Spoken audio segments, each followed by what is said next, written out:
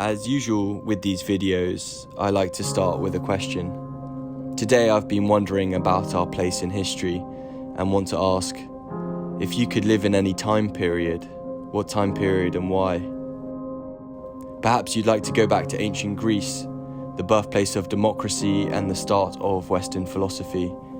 Or maybe you'd like to drink wine with the Romans, paint during the Renaissance, dance in the 1920s, enjoy the innocence of the 50s, the excitement of the 80s, or simply you are happy to live here and now. The fact of the matter is, throughout human history, there is one universal inevitability that must be faced: the passing of time, or in other words, change. It is this inevitability that we must learn to understand in order to appreciate what was, what is, and what could be. Looking at our current climate in the first half of the 21st century, rapid changes have been apparent in all walks of life, from politics to technology to societal values. And during this period of great change, there have been many reactions, that of hope, faith, and optimism, and that of fear and caution. But with regards to culture, and specifically film, one feeling I've noticed to really stand out in recent years is a sense of nostalgia. Nostalgia can be defined as a sentimentality for the past, which psychologist Neil Bertman notes is more pronounced in times of transition. We can have personal nostalgia for moments in our own past, or historical nostalgia, a more abstract version of the past based on stories and representation we have seen in art and the history books.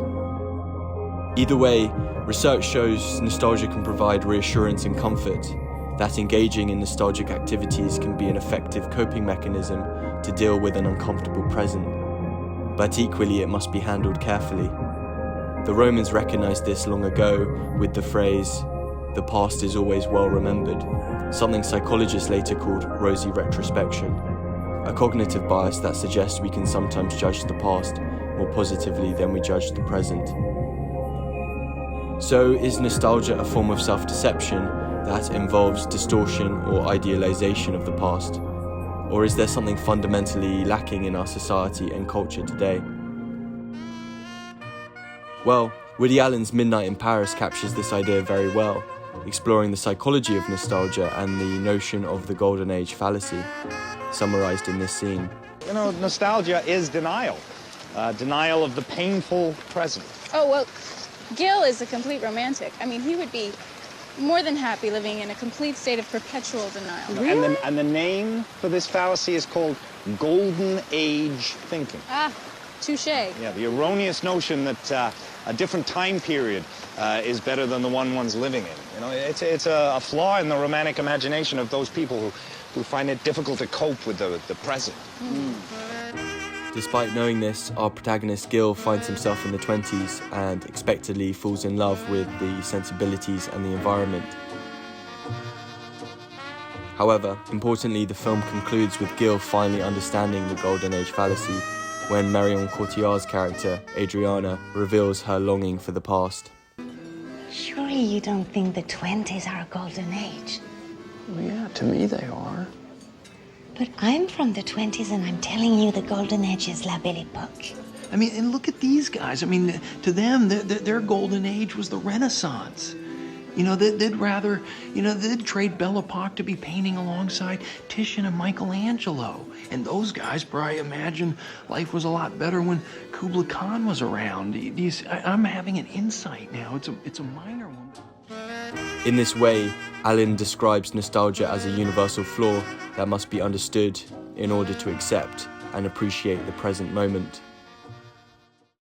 Moving on, not only have we noticed nostalgia in the stories we tell, but also in the way we tell them. Nostalgic filmmaking. In his thesis on nostalgia, PhD student Matthew Cooper suggests that the recent disruptions posed by streaming, the destabilization of the DVD market, waning cinema attendance, and the technological shift from celluloid to digital have all influenced nostalgic filmmaking. Just look at the digital versus celluloid debate. Digital cameras came about in the 90s to provide a like-for-like alternative to celluloid. And in 2012, less than 16 years later, digital finally overtook film, becoming the more popular method to shoot movies. And now, as of 2017, 92% of films are shot on digital. While there is a clear dominance of digital cameras in the last decade, there are some prominent filmmakers holding on to film and preserving their passion for the analog process. Nostalgic filmmaking, therefore, has risen in recent years amongst the top directors as a response to preserve previous technology and tradition in the face of industrial change. But why? Well, one argument may include that digital is not a like-for-like comparison to analog film. As filmmaker M. Night Shyamalan explains, digital is just too smooth. You have to degrade the image to make it more real. Digital will be smoother, crisper, perfect in every way, and film will be grainy. You'll definitely grab my picture over the digital one. Understanding that there is a difference between film and digital will help explain why more war films are shot on celluloid and more sci-fi films are shot on digital. The difference helps emphasize the genre. As a counterpoint to nostalgic filmmaking, cinematographers like Roger Deakins believe this. I'd use an iPhone, I wouldn't.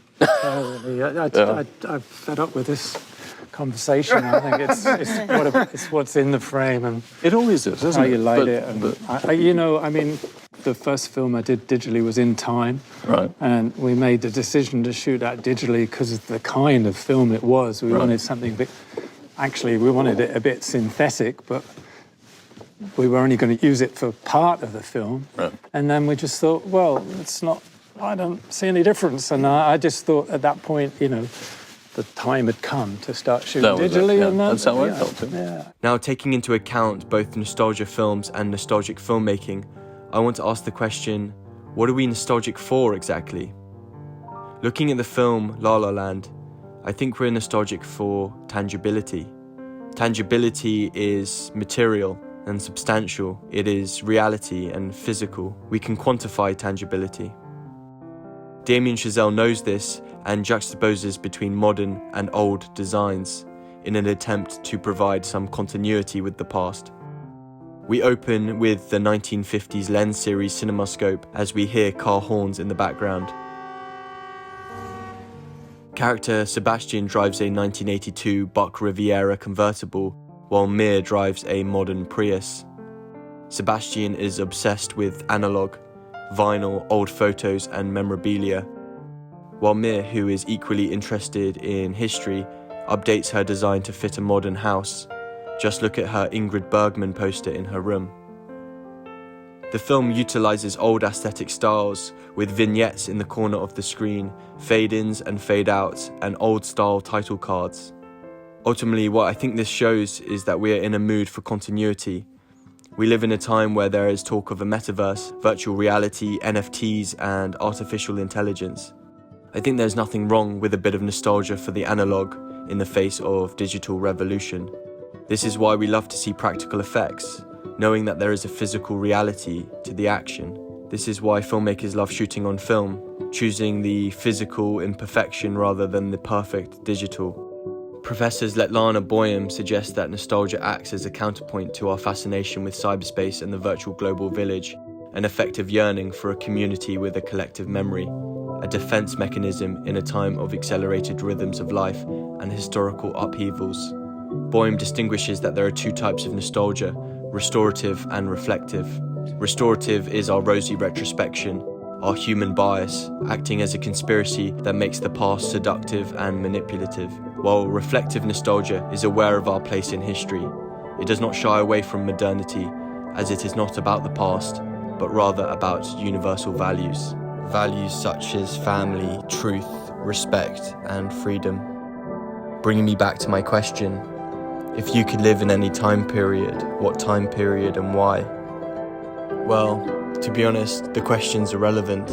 What's important is that we embrace the here and now, recognizing our place in history. That when we look backward, we don't look back with rosy retrospection at a myth, but objectively recognizing universal values, those values that we should maintain and preserve with the passing of time, So as we move forward in this ever-growing digital age, we should use nostalgia as our rearview mirror, one that reminds us of where we've come from, as we look for those principles that will help guide us into the future.